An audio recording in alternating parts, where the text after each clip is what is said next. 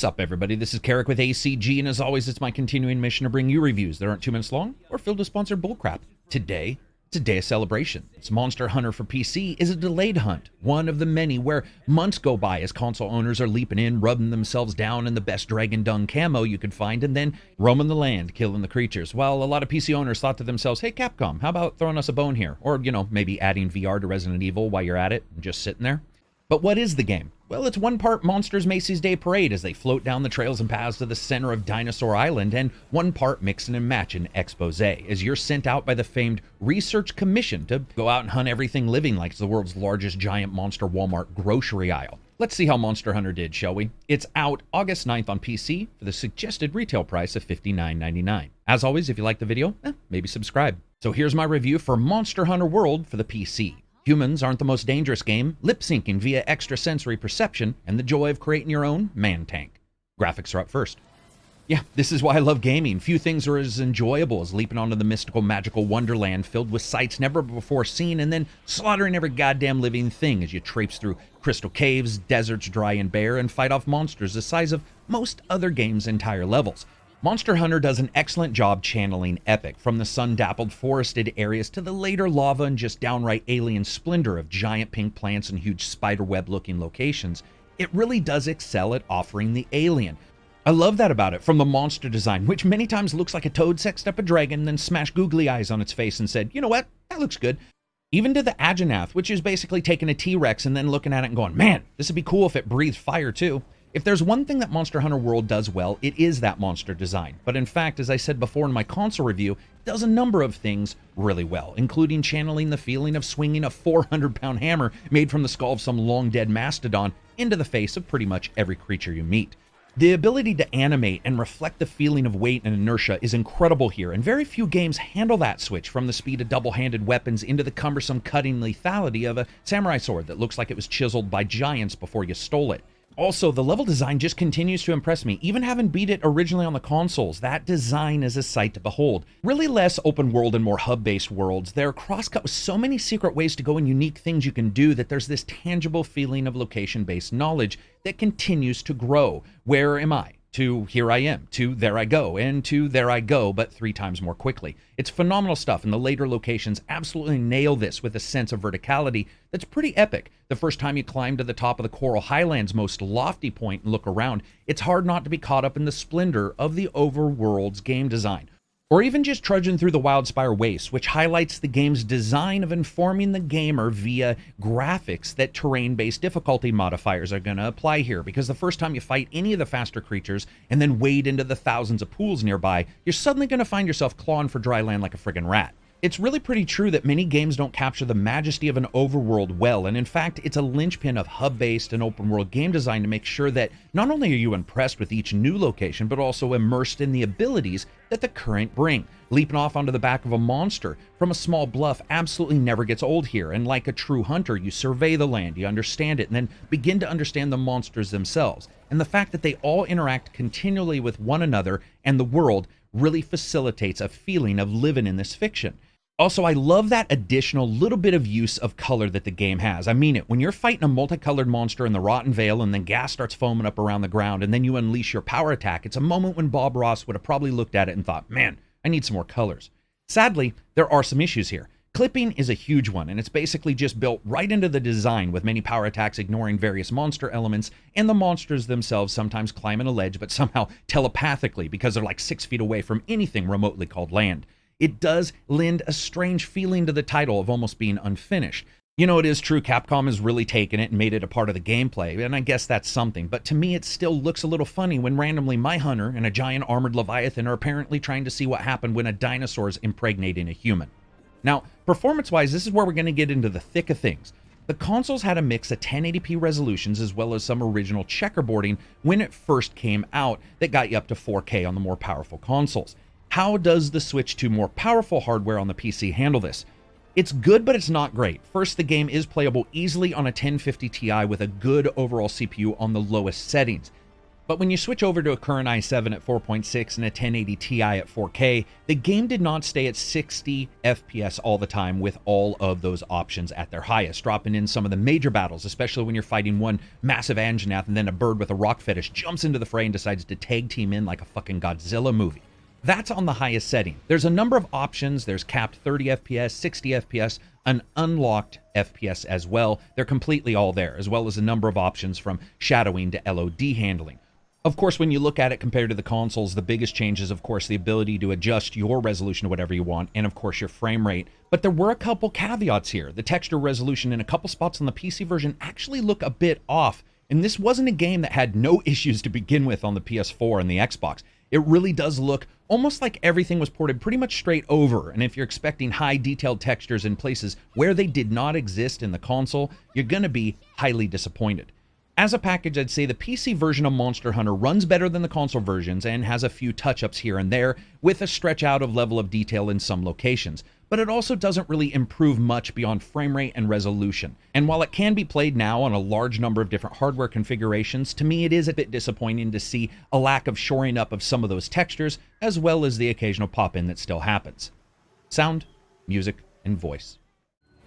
Wow, the big moment is finally here.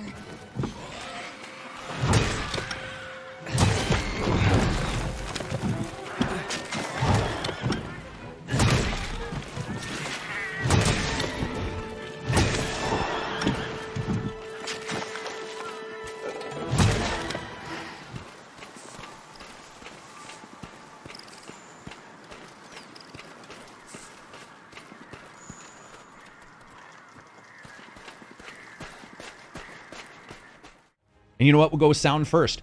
Just like the console, I love the sound in the game. Not only does it have a number of sound options from dynamic range to output device type, but overall the game handles the vertical spaces just so incredibly well. As I've said in past reviews, a good audio system's like a third arm when the other two are busy wielding a gun sword and trying to take down a massive monster who pretty much seems to only have the life goal of eat adventures quickly. It can save a gamer, it can inform a gamer, and in all ways Monster Hunter PC continues to do that. Also, the game leverages an incredible amount of environmental sound at you, from a strange whistling bird to the chortles of creatures hiding out in underbrush, that does a tremendous job of facilitating this feeling of mystery in all the locations. Or the fine echo of voices and weapons the first time you sneak by a massive creature so you can escort a bunch of Oompa Loompa looking dudes to a new base. It's very well done. And when it comes to the weapon sounds, they're immersive, they have a full-throated sample from hits to whiffs, but to me, it's the monsters. Some of them are epic. When they start roaring and the screen effect comes up, it's like the best parts of Jurassic Park if Jurassic Park was a fantasy movie with Beastmaster in it and then replaced all the dinosaurs with fire-breathing ones. Love it. Music. So I still like the music, but there's no denying that due to the amount you're going to be stuck in the hub center trading areas, it would have been great to see more variation there. The one town song just plays again and again and again and again, and over time it can get a little grating. Nevertheless, once you're on the survival safari and trekking through the sun-bleached sands of some forgotten mountain fortress, the music soars up and there's an excellent score there, with many of my favorite battle tracks being sort of a fight between strings and woodwinds with almost no percussion. It's really well done. Also, bravo to Capcom for the interlude music. When you've smashed down a beast to a low health and they run off to find a place to hide, there's this little playful track that continues in the background that works perfectly to mend the many parts of the battle together. Really well done, and in a lot of titles, not actually done at all. Voice.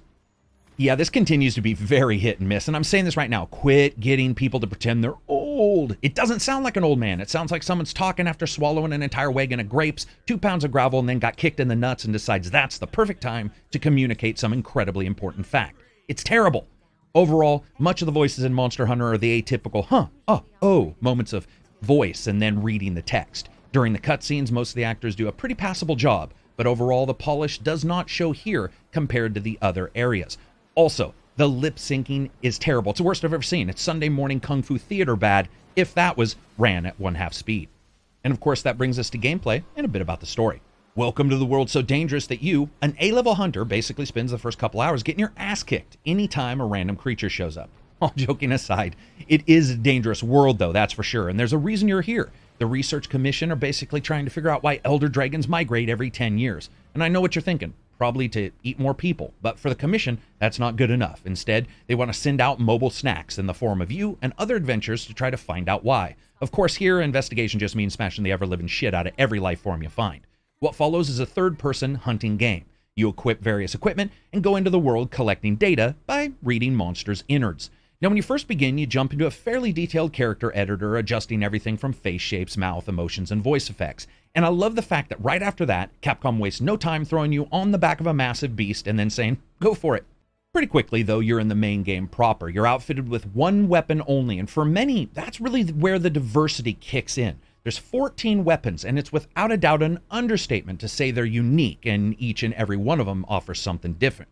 For example, you equip the massive hammer and your character's going to swing like he was stuck in a YouTube buffering on a video. It's literally that slow, but when you hit, your chances, depending on where you hit the enemy, can stun very quickly, giving you a moment of respite to either heal up or do some quick belly damage by savaging the creature's nuts with a number of well-timed hammer combos. Or maybe you're a bit like Charlie Sheen, you like to live on the dangerous side and you have an ungodly love for speed. This is where the dual-handed weapons come into play, when you spin dash in and windmill around with your swords held out like a little kid with two fake lightsabers. But the speed and agility there is nothing to laugh at, and when you upgrade once or twice with those, your damage output is actually pretty high. One of the highlights to me of monster hunting is, of course, the upgrading. Each weapon starts out with at least two main creation types, normal, metal, or bone, with a third called independent. Within each of those, though, they have at least 15 extra weapon types, with every single one of them changing the look and the weapons themselves, adding damage or elemental bonuses. That's over 100 weapon types for each of the 14 categories of weapons, and some of them really change up how you play, especially because many of the monsters have weaknesses and strengths that correspond to those weapon types. And let me tell you, if you go into battle with the wrong armor type and the wrong weapon damage type, you might as well watch an entire season of something on Netflix when you're battling it, because it is going to take forever. And of course, this extends to the couple ranged weapons as well. Think crossbows that someone made the model 2 sizes too big for and then threw it into the game. These change up the entire way the game plays, because unlike weapons which need to be sharpened, otherwise they start bouncing off enemies, these need to be reloaded with normal and special ammo types. And that's where that flexibility of Monster Hunter really shows through. And that is the thing about it. It's so elegant with that tit for tat. And even 20 to 35 hours into the game, that continues to change. Now, when it comes to your armor, of course, you can upgrade it. You do that with spheres that you get from performing certain mission types. As you defeat more and more creatures, you get more and more armor types you can construct and upgrade. So while you start out with chainmail and leather, and you can upgrade those, soon you're going to be running around in one of 32 different level armor sets. Or when you start taking out the major creatures, you can leap into the even higher level armor sets, of which there's technically over 100, all of them with different skills. One of them, for example, has a skill, Aquatic Expert skill, which actually speeds you up in the water, which, as I said before, can be a godsend in some of these locations. The mixing and matching is almost limitless, and it's actually pretty profound. One thing that isn't done incredibly well, though, is explaining some of these systems, and so someone new might really come in and question how anything works together. It goes away fairly quickly, but you want to be warned. Of course, to do all that, you're going to go outside, and that's where you're going to be ripping, slashing, slicing, dicing, cutting, climbing, shooting, and looting until your heart's content, gathering items from every fallen foe. This is usually done via different quests, which are assigned, optional, investigations, and major events. Assigned quests are basically your story level quests, moving the game from point to point, with the optional quests and investigations being pretty much exactly that. Optional quests are ones you can take on at any time. They help you get different armor and weapon things that you may need to use for the creation. And investigation quests are somewhat the same thing, but you get additional rewards for them, including armor spheres that allow you to upgrade that armor.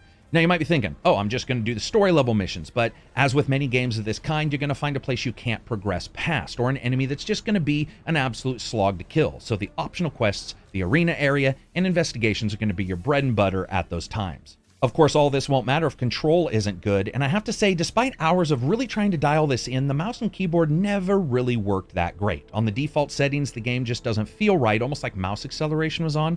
Adjusting that somewhat did get it up and running, but due to the way the game's environments and battles work out, you won't be at a disservice if you go with the controller-based scheme, especially as they've worked for almost a decade to make sure that that works. Now, of course, this does have multiplayer, and that also just worked. It was a breeze, and you may need it, as a number of the hidden or later monsters can be hell when you're actually alone.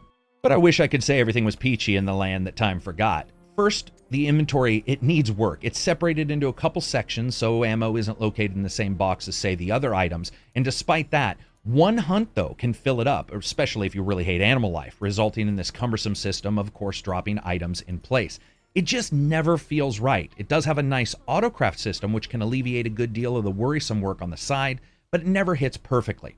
Also, for a lot of people, the timers are going to be give and take. I never found an issue with the timers as long as you understand what armor and weapon types you have, and you go in knowing that, it won't take you too long to defeat some of these creatures. And of course, that brings us to just how long the game is. It is long. It's absurdly long. 50 plus hours just for the main game. And if you want to get it all, you're looking at more like 200. Add in events that only happen on certain time frames, and you can't claim Monster Hunter is a short title. And of course, that brings us to fun factor. I just really like how Monster Hunter World changes so much as you play it. 25 hours in means nothing. 40 hours in starts to garner you the items and weapons that really make the game sing. It's fantastic stuff. No lie though, the first time you go in and look at weapon trees and see that Capcom included a number of ways just to see the tree makes you understand that it is going to be a deep title, but I think it's worthy of that dive. Very rarely do we get a game as broad as it is deep. Many times games sort of rest on the saying, see that mountain over there? You can go there, but if you do, it's just going to be another mountain, and the feeling of accomplishment isn't there. But in Monster Hunter World, the feeling of accomplishment is almost continual. When you're upgrading a weapon, finding a new set of armor, defeating a tough boss fight with less than 3 seconds remaining, it really does show that for the most part, when Capcom said they wanted to make a Monster Hunter game accessible to anyone, but still keep its systems intact, they pretty much nailed it. It's just a blast to play, despite issues with the inventory, the occasional influx of a goddamn Encyclopedia Britannica amount of data, and a couple other smaller problems, but it just overall works. So as you guys know, I rate games on a buy, wait for sale, rent, or never touch it again rating system, with rent being replaced by deep sale for the PC. Yes, this is absolutely a buy. There is so much here, it's impossible to hit it all, but it's worthy of at least trying. The single player is insanely robust, the multiplayer works just like it should, and the constant feeling of grind that, let's be honest, is inherent in these games also has a consistent level of appreciable payoff, which isn't as consistent in other games. If you're not a fan of these kind of games, Monster Hunter World may still not be for you. But if you looked at past titles and nope the hell out of there due to the complexities and just sort of oddity of it all, Monster Hunter World does a great job to make sure that it doesn't happen here, and also it doesn't remove any of the systems underneath. I would have loved for a port that offered more due to the PC power that we have, but maybe we'll see some kind of HD texture download in the future, because I really do think that the game could use it. That's one of its weaknesses for sure. But overall, fantastic title. So that's it for me. I hope you guys liked the video. If you did, give it a thumbs up. If you didn't, give it a thumbs down. Maybe check out my Reddit or my Twitter. And of course, you can become a patron on the Patreon website, which helps me give you guys reviews that aren't 2 minutes long or filled with sponsored bullcrap, because, as always, I buy every single game I review, even if the developer gives me a code. Peace out, and enjoy the rest of your week.